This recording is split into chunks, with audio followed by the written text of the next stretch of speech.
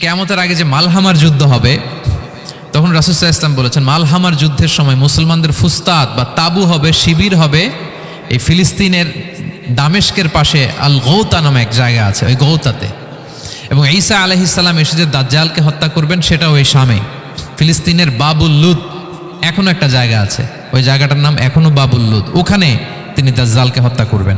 এবং সেখানে একটা সাদা মিনারা আছে, ফেরেশতার পাখায় ভর করে ঈসা আলাইহিস সালাম তখন সেখানে নেমে আসবেন, ওই ফিলিস্তিনের ওই শাম দেশের ওই মিনারার পাশে তিনি এসে পৃথিবীতে তিনি নুজুল করবেন, নুজুল ঈসা আলাইহিস সালাম। তো তিন এবং জাইতুনের কসম করে বেসিকলি আল্লাহ তাআলা ঈসা আলাইহিস সালামের জন্মস্থানের কসম করেছেন।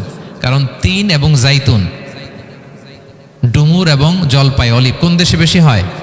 শাম দেশে। আওয়াজ করে বলেন কোন দেশে? বর্তমান ফিলিস্তিন এবং সিরিয়া, এবং ওই ভূখণ্ডে আল্লাহ নবী ঈসা আলাইহিস সালামের জন্মস্থান। তাহলে এই দুই ফলের কসম করে বেসিকলি আল্লাহ তাআলা ঈসা আলাইহিস সালামের জন্মস্থানের কসম করেছেন।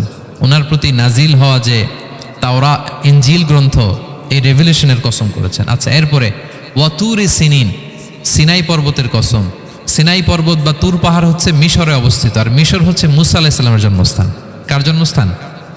মুসা আলাইহিস সালামের জন্মস্থান। তাহলে ওয়াতুরি সিনিন, তুর পাহাড়ের কসম বুঝিয়ে আল্লাহ তাআলা মূলত মুসা আলাইহিস সালামের জন্মস্থানের কসম করেছেন, যেখানে তাওরাত নাজিল হয়েছে।